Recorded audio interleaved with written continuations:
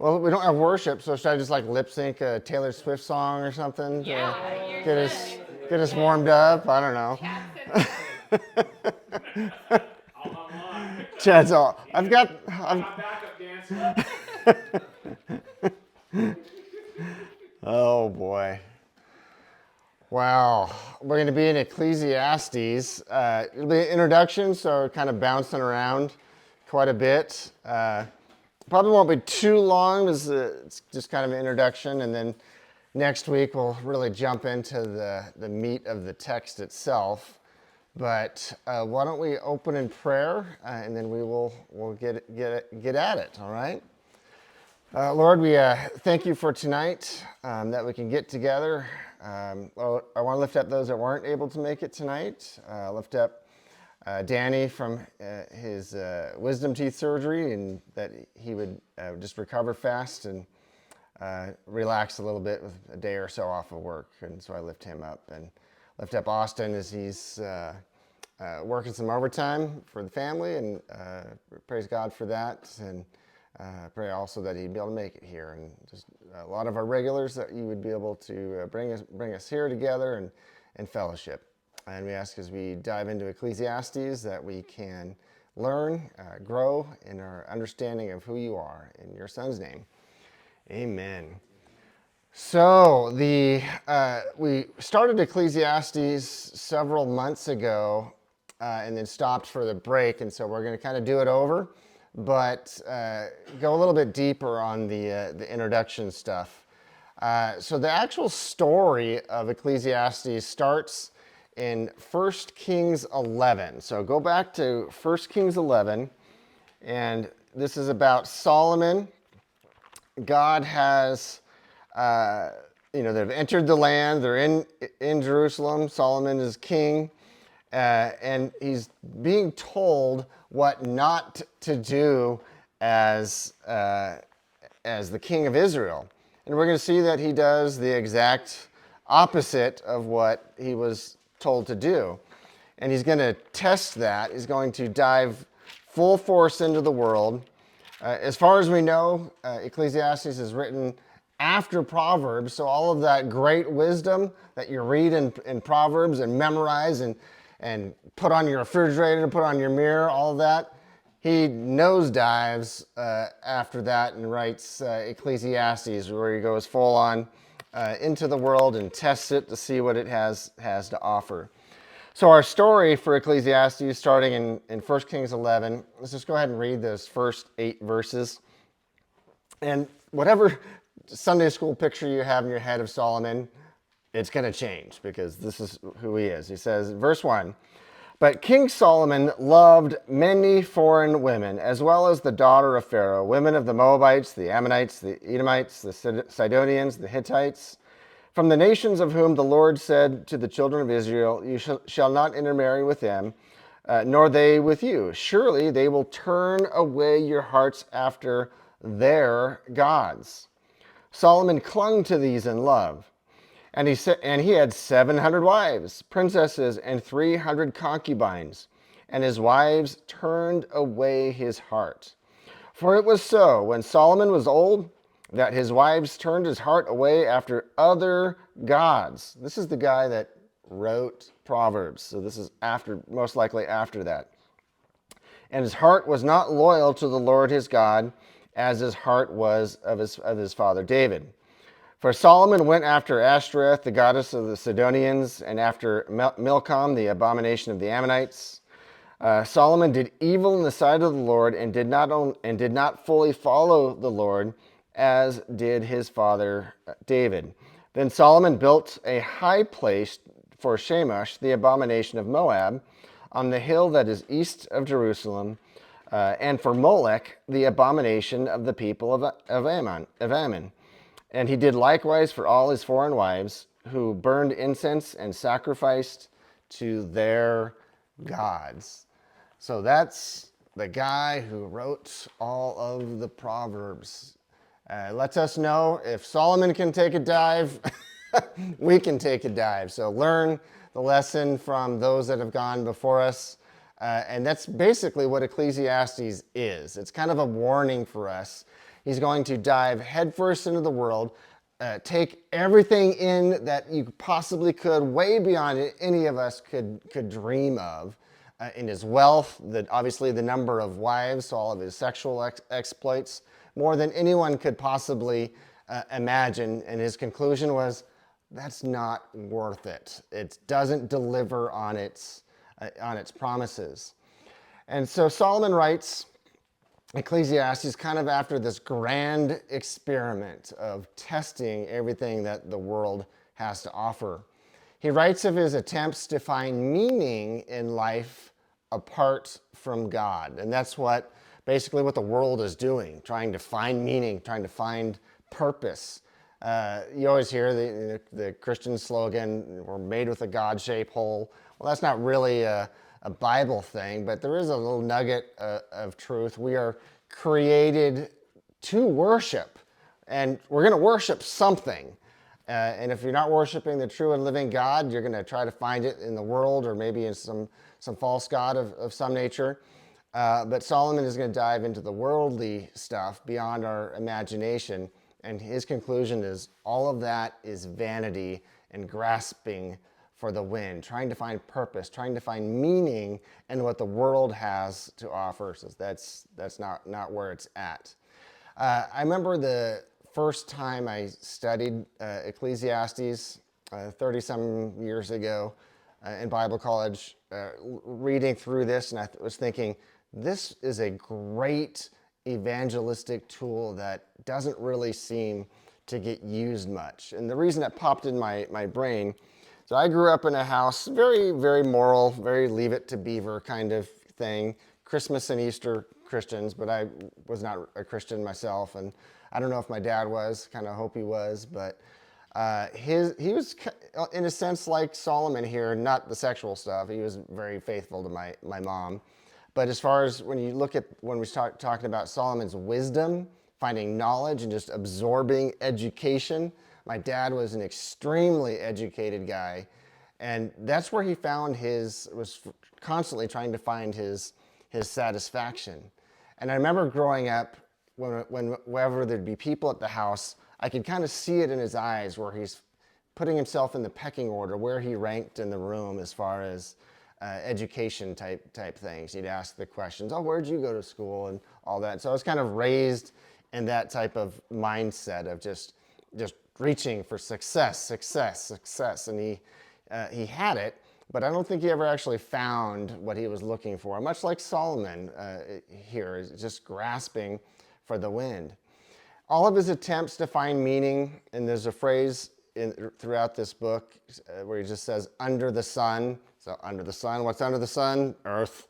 Just finding satisfaction on planet Earth. So he's going to say that a lot. So all of that chasing after all that falls short. And so he's going to talk a lot about the monotony of life. And even as Christians, we can lose our perspective. We can lose our heavenly perspective, and we just get in the rat race. Johnny and I work for the post office, and it is Groundhog's Day. Every day is the same day. You might be a different brown package to a different house, but it's just the same day every day. And it would be so easy for us to really focus on the monotony of life and just going, why am I doing this day after day after day? And Solomon is going to notice that. It's something we've all noticed, but he's noticing it having everything that the world has to offer. He's going to notice the monotony. He's going to talk about the vanity of wisdom, just gaining knowledge and just more and more and more. And then you just, get Alzheimer's and you lose all your memory and it's just gone, or you don't have someone to teach it to. And it's like, what was the point of all that? He's going to talk a lot about the futility of wealth, finding satisfaction in wealth and money and stuff. And then he kind of ends it all with the certainty of death. That death happens to the rich guy, happens to the poor guy, happens to the wise guy, happens to the dumb guy. It's just death. It's facing all of us. And so it's really a Debbie Downer kind of book in many ways. Kind of the from the, I guess you could say, the archaeologist corner. We'll talk a little bit about that. But first off, how many of you guys have actually read Ecclesiastes? Okay. It was one of the first ones you read? Yeah. Wow. So someone said, you should read John, and then you just went to Ecclesiastes? Okay. I never read the Bible. I didn't want the Jesus stuff. I didn't understand him, but there's no Jesus in the Old Testament. Not directly, not like that. Yeah, yeah. No, that I get that. Sure. So when you read through it, especially the first time, you think this is kind of weird. This is kind of hard to follow. You might be thinking, what's the point? What's going on here? And there's a reason for that. It's written in a genre that is completely unfamiliar and foreign to us. For illustration, think of an archaeologist, 1,000 years from now, should the Lord not return. And the archaeologist is digging in the dirt, and he finds a cell phone that happened to have been... Oh. I finally got it right. All right.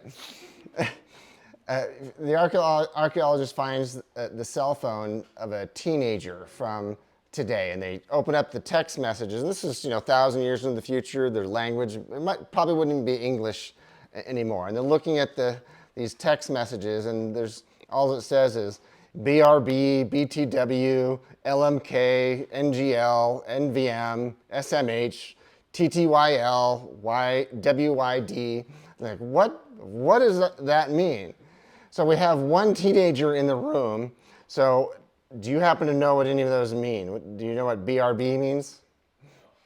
Good, Dad. Good job. You're raising that boy right. None of those. So BRB, be right back. BTW, by the way. LMK, let me know. NGL, not gonna lie. NVM, I do know that one. Never mind. SMH, any idea? Shake my head. Shake my head. Yes. Okay, since you're the guy. TTYL. Talk to you later, bro. But leave out the bro part. But that's the tone you would say it in. Talk to you later. And then W. Don't talk like that. And YWD, what are you doing? So an archaeologist who knows nothing of the text messaging genre from the 2020s would be somewhat of a foreign language until they kind of got the Captain Crunch decoder ring and could understand, oh, that's what all that means. Well, when we're reading Ecclesiastes, it is a genre that doesn't exist anymore. And so it's foreign to us. And so we got to put our brains in that category, just like an archaeologist 1,000 years in the future looking at a cell phone from today would have to do that in order to understand what is going on. And so Ecclesiastes was written in a common genre of the day, and it was called an Egyptian heretic harper's song. So Egyptian heretic harper's songs. So you had harper songs, and you had Egyptian heretic harper songs. So a harper song was something that Egyptians that were really into their beliefs, and so if you were to go to Egypt and you discovered an undiscovered tomb, and you go in there and you see a sarcophagus of an Egyptian prince, what types of things might you find in there if you've done any or watched any Egyptian movies or anything? What types of things would you? Yeah, gold, sure. Crocodiles, yeah, that's one of their gods, yeah. Cats, sure. But why do they have in those tombs, why do they have all of that stuff in there? These are the rich people. The other ones, they just buried out in the desert. But the rich ones, why did they have their tombs full of stuff? They think they can take it the other They side. thought they could take it. It's like the hearse with the U-Haul. Wasn't it like their servants and things too? Yeah, sometimes their wives or servants would, Yeah. sorry, your boss died. You're going to die too. You're going to go in the tomb. Yeah. So they had a very positive view of the afterlife, that they'd be going into bliss. Well, the Egyptian heretic harper songs were kind of the pessimistic ones. So they would be, the harper song would be written out, buried with the Egyptian. The heretic harper song was similar, except there was no hope for the future. And so in their mind, all was vanity, it was all grasping for the wind. And Ecclesiastes, Solomon is writing in that genre. So if you were to go in a time machine and live then, and you read Ecclesiastes, it would make total sense to you. But there is a very subtle, but very, very important difference. So I Googled, AI can be very dangerous, but as it is right now, there's some good tools. So I Googled some similarities between Egyptian heretic harper songs and Ecclesiastes. And it gave me a bunch of parallel phrases from the heretic harper songs and what Solomon wrote. And they're very similar, but there is one thing that is majorly different that makes all of the difference in the world. So if someone in Solomon's day that was of that ilk read this, they'd go, that's what I believe, but what's this other part? So let me read a couple things that I found.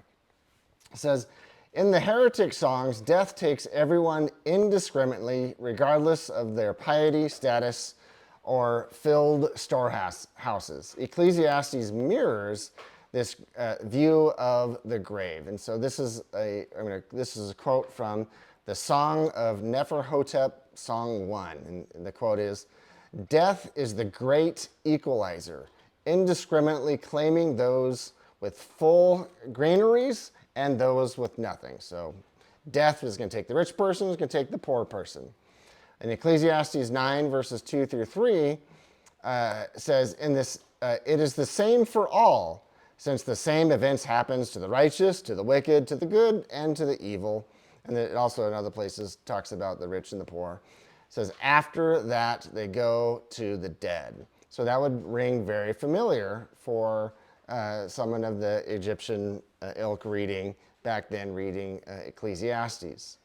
But there's that key divergence, and that is the end goal. What is the thing that Solomon still has a sliver of that kind of brings everything out of the complete vanity camp, into something positive? The harper's song treat present joy as the only definite reality, acting as a complete substitute for the unknowable afterlife. So in some of the harper songs, you'll see phrases like we see in this Ecclesiastes and other things in the Old Testament. It's quoted in the New Testament. Eat, drink, and be merry, for tomorrow what? We die. Very negative, very blah. Well, that was something that comes from these harper songs, and it's a theme in Ecclesiastes. However, Ecclesiastes encourages present joy, but the harper songs basically it is live for now, find your joy now. If you got money, enjoy it. If you have lots of wives, enjoy them. If you've got full granaries, enjoy it. If you're really smart, enjoy it now because you're just going to die. Have the pleasure now. And Ecclesiastes has that same theme, but goes further. So another thing that I read, Ecclesiastes encourages present joy, but contextualizes it as a temporary, fragile gift from God. The biblical text anchors its philosophy back to the absolute moral accountability, reminding the reader that God will bring every deed into judgment. And so as we go through Ecclesiastes, I'll point out some of these parallels where it's written in a harper song, a heretic harper song, and then Solomon's parallel phrase, but he always adds that extra part that makes the difference. He says, it is the gift of God. So where do we get these pleasures from? Where do we get the rich or the poor or the wisdom or not wise? Well, just enjoy what you have, but it's a gift from God. It's not just happenstance. For us to understand Ecclesiastes rightly, we got to, again, kind of understand the SMHs, the shake my head type stuff of the time period for that to really make sense and to apply it. So a big question as we go through, and we're going to look at these. I've already said the answer, but I want you guys to repeat it. What do you think is going to separate what Solomon says from the complete doldrums of the heretic harper songs? What do you think is going to be the big difference? That you've got an ultimate hope from God. Yeah. They don't have that. Yeah, just the whole God equation. Even though you read Ecclesiastes and it's still a bummer, and we're going to explain why as New Testament believers with the bigger picture, we can say the gift of God part, 2 thumbs up, but we can go further than that. So let's look at a couple of the key verses that you would find in a harper song that Solomon says the same principle but has the extra thing. So Ecclesiastes 2, verse 24.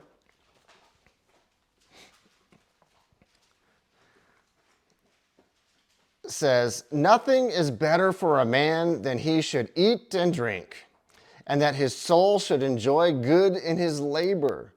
So that's what you would see in a harper song. "This also I saw was from the hand of God." So that's the element that he adds. Chapter 3, verses 12 through 13 says, "I know that nothing is better for them than to rejoice and to do good in their lives, and also that every man should eat and drink and enjoy the good of all his labor. It is the gift of God." So that's the part that he adds as the last part of the sentence. Chapter 5, verses 18 through 20, he says, "Here is what I've seen.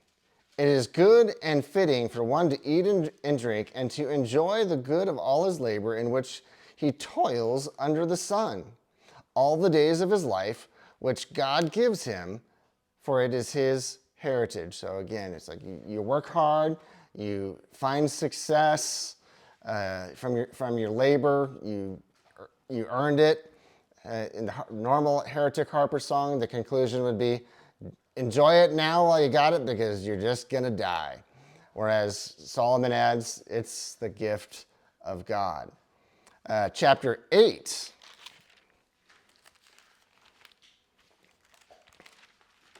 verse 15 says, "So I commended enjoyment because a man has nothing better under the sun than to eat and drink and to be merry. For this will remain with him in his labor all of his days of his life, which God gives him under the sun." So again, the negative, it's just enjoy it now, but he adds the God factor. And then chapter 12, after he does this whole grand experiment. By the way, in a sense, there's a lot of bad theology in Ecclesiastes. God is having this inspired, or had this written to show Solomon not at his best point, not at his finest. So as you read through it, don't build theology from Ecclesiastes other than just what the main point is. And so here's his conclusion after his grand experiment of diving into the world. He still recognized God for things, but remember, God did not tell him to have all the wives. He did not tell him to multiply horses, which he did. All these things that showed status. God said, don't do those things. He did. He experimented. Chapter 12, verse 13. So let us hear the conclusion of the whole matter. So after he did his, I don't know if backslidden is the right term, but whatever. I think you'll get an idea of where he's at. Let us hear the conclusion of the whole matter. Fear God and keep his commandments, for this is man's all. For God will bring every work into judgment, including every secret thing, whether good or evil. So the heretic psalm conclusion would be, here's the conclusion of the matter, just enjoy it now because you're going to be dead. And that's where those would have stopped. So I think it's very interesting if you wanted to do a deep dive on that.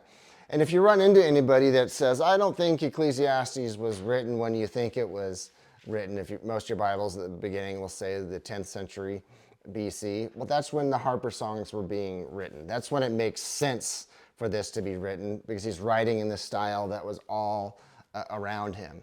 We don't do this on purpose. Like I just finally did finish my master's, so I graduated. Yay, me, pat on the back.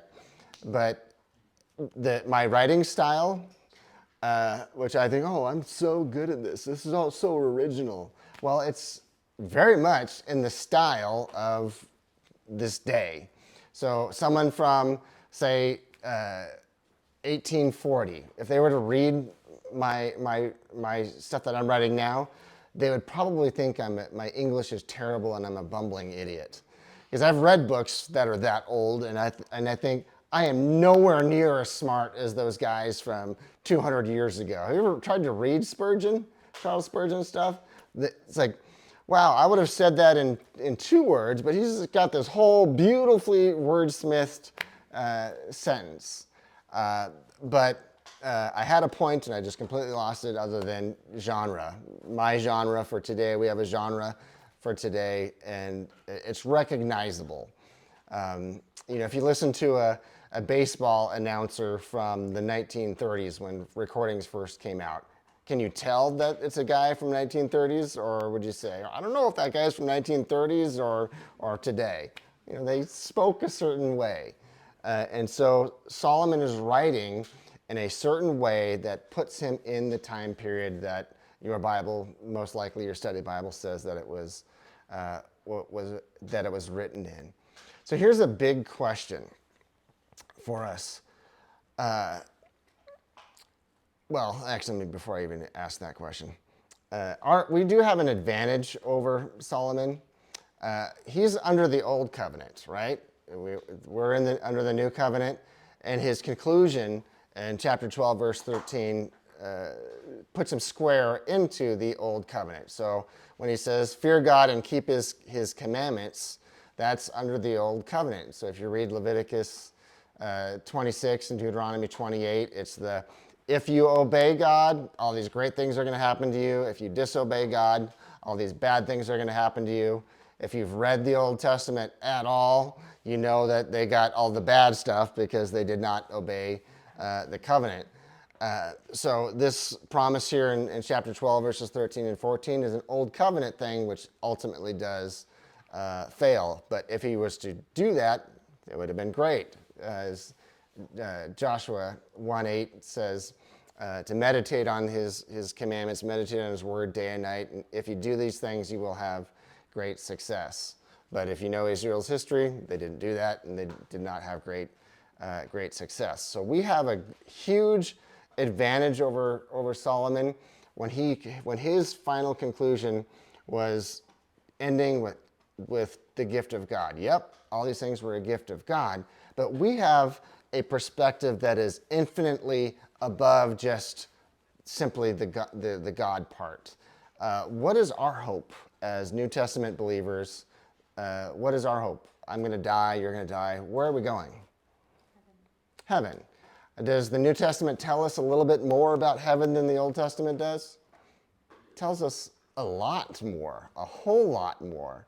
So even as far as Solomon got in this godly perspective, looking at the world, saying that's all vanity, it's a gift of God. If you got wealth, if you got wisdom, great. That's a gift from God. Enjoy it while you have it. That's what the Harper songs were teaching. But don't forget about God.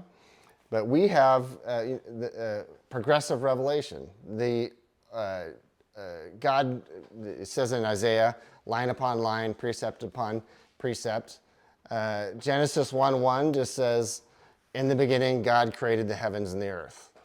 It doesn't say anything about what we normally would believe as Christians. That's just the beginning. All of this came from God. It doesn't tell us anything about the resurrection of Christ, doesn't tell us anything about Jesus, doesn't tell us anything about heaven. We learn that through progressive revelation as we go along.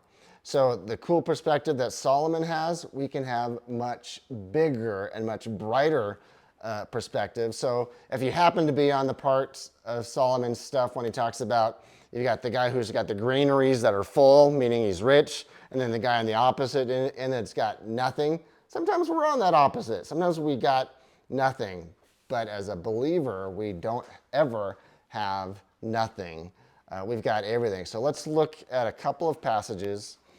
Let's see, I got 1, 2, 3, 4.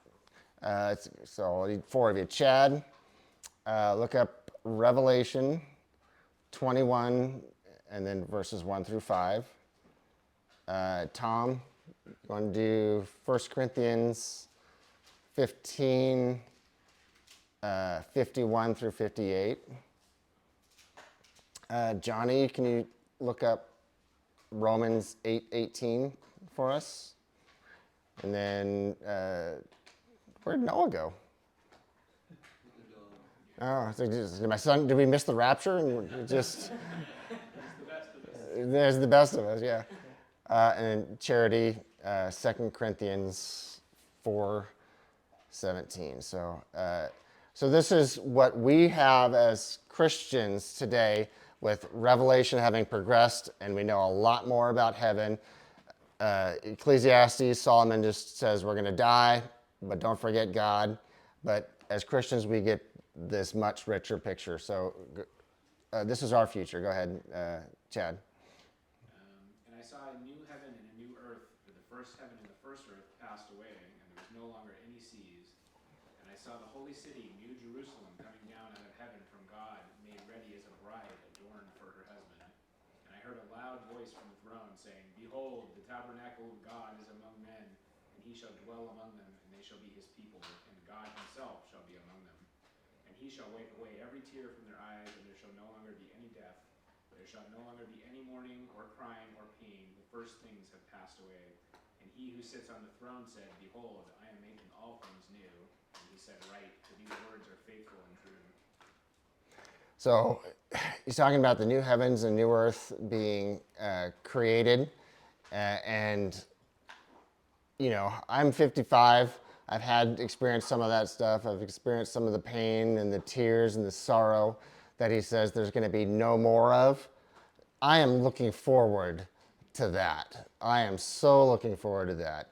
That's a perspective that Solomon, in all of his greatness and his wisdom, didn't have. He had the God part, but he didn't really know much about what was going to come his way when he died. He found out, but he didn't know at the time. Tom, so 1 Corinthians 15, 51 through 58. Behold, I tell you a mystery. We shall not all sleep, but we shall all be changed. In a moment, in the twinkling of an eye, and at the last trumpet. For the trumpet will sound, and the dead will be raised incorruptible, and we shall be changed. For this corruptible must put on incorruption, and this mortal must put on immortality. So when the corruptible is put on incorruption, and this mortal is put on immortality, then shall be brought to pass the same that is written, Death is swallowed up in victory. O death, where is your sting? O Hades, where is your victory? The sting of death is sin, and the strength of sin, the law. But thanks be to God who gives us the victory through our Lord Jesus Christ. Therefore, my beloved brethren, be steadfast and immovable, always abounding in the work of the Lord, knowing that your labor is not in vain. And notice that end of that, he says, your labor is not in vain. What was Solomon's conclusion? What was this conclusion about your labor in Ecclesiastes? Vanity of vanities. It's grasping for the wind. But as New Testament believers, New Covenant believers, our labors are not in vain. In Matthew chapter 6, Jesus talks about we are storing up treasures in heaven, so the things can last for forever. Not that we're building our own kingdom, but you do the things that God tells us to, Those things are permanent investments. And again, like I said, I'm getting older. I've had several surgeries. My back hurts. I have to get shots every year so I don't feel the pain in my back. Things crack and snap. And so I am looking forward to that, what he's just read there, where this corruption will put on incorruption. That is awesome. Solomon didn't know about that. He just thought, well, what's the conclusion? What's the best way to live that's under the sun? Fear God and keep his commandments. That's as far as he could go. Johnny, Romans 8:18. I consider that the suffering of this present time are not worth comparing with the glory that is to be revealed to us. Yeah, the sufferings of this present time. So, who's had some? I don't want to. You don't need any details unless you want to share. But is there something that, like, physically just was horrendous pain? Anyone? You guys had anything just nasty? I slept on a Lego. You slept on a Lego? Stepped on a Lego. Yes. Yeah. Yeah. See, that's what hell is. Permanently part of your base now.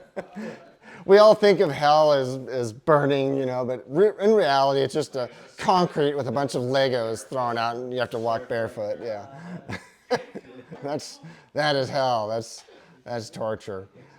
But that's written by Paul, who by the time he wrote Romans had been beaten literally to death, at least on one occasion. In Philippians, he gives his resume of all the horrible things that had happened to him. And so that guy says these present sufferings are not worthy to be compared with our future glory.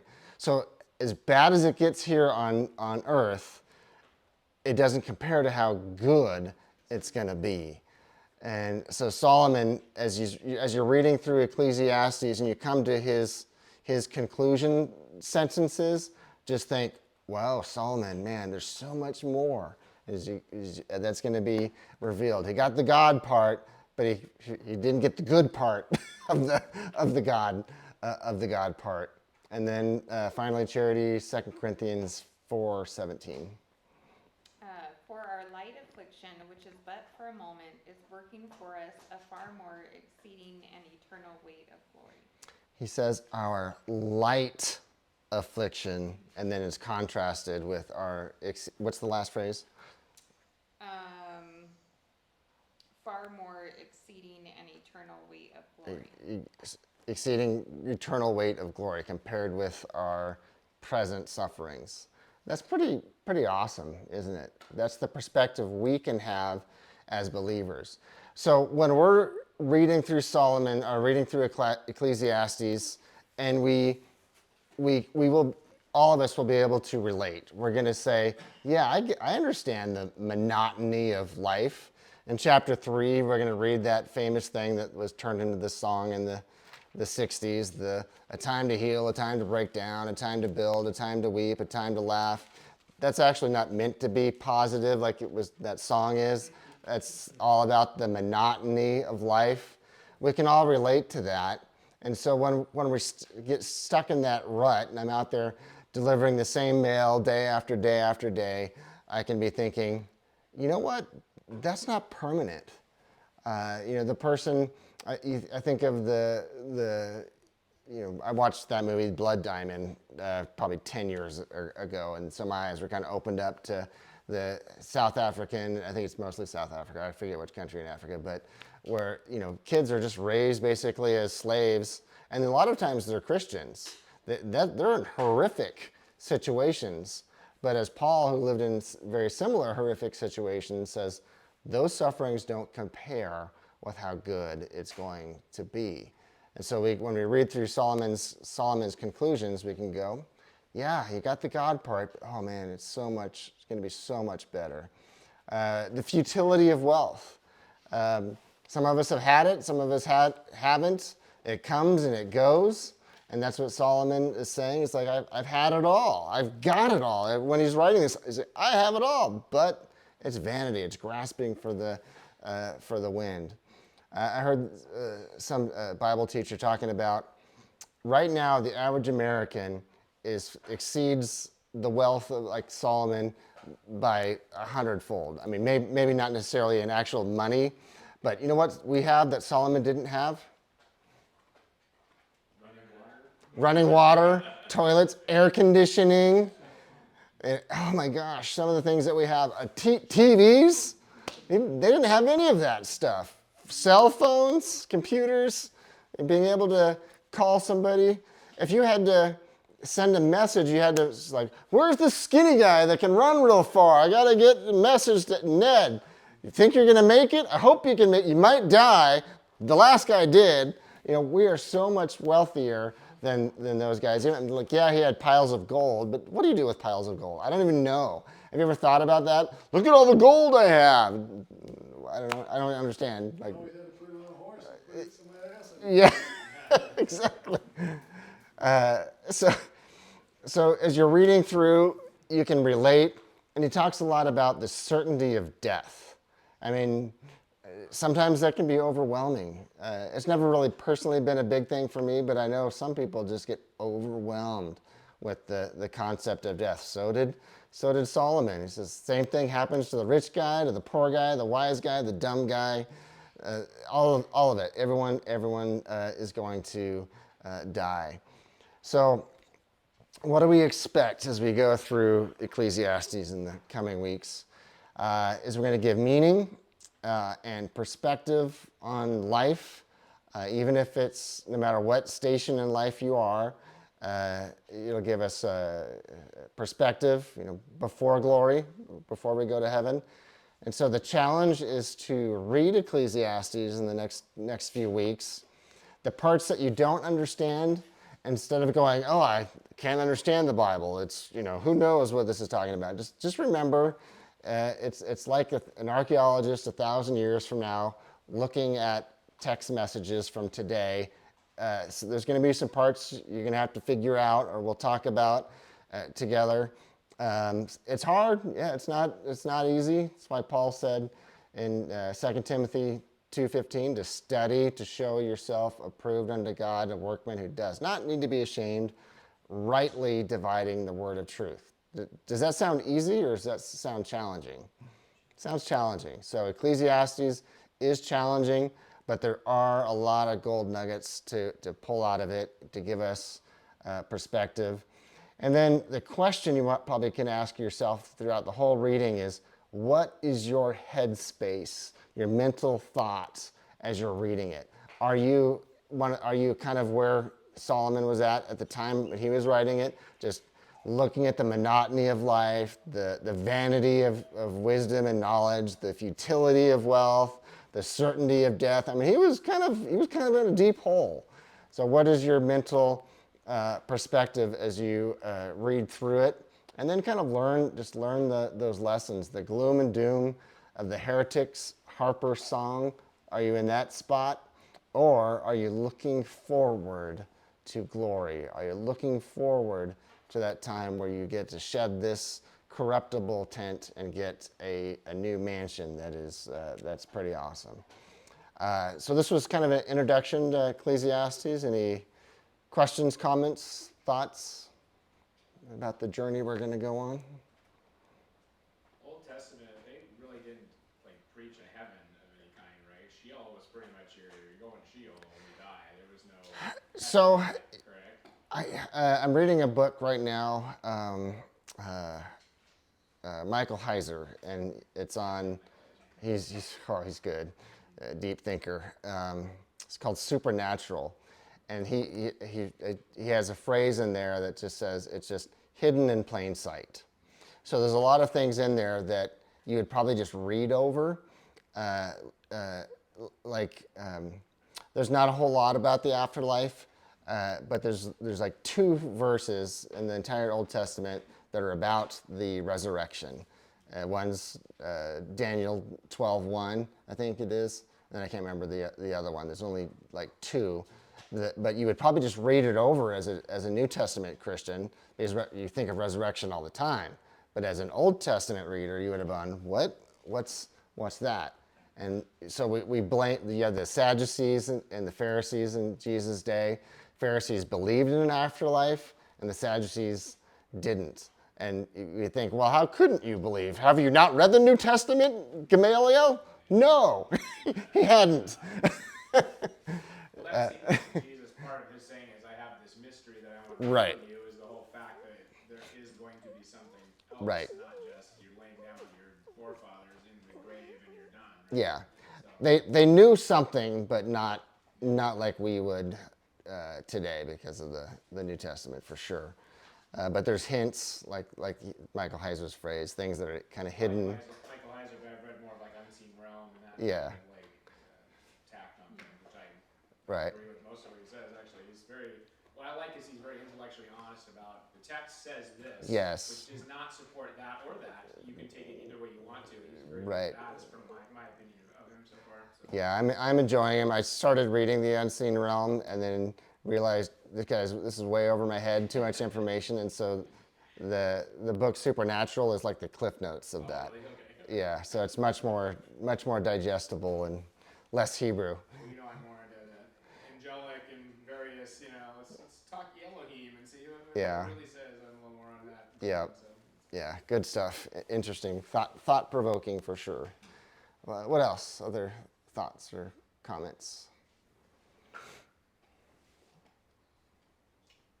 It's good, really interesting, Good. Glad to hear it. helpful introduction. We will jump into chapter 1 next week, and which is basically an outline that gets washed, rinsed, and repeated throughout the book. So, I mean, honestly, we could do chapter 1 and then end, but we won't, because that's basically the whole thing. But Greg, you want to close this in prayer, and then we'll hang out?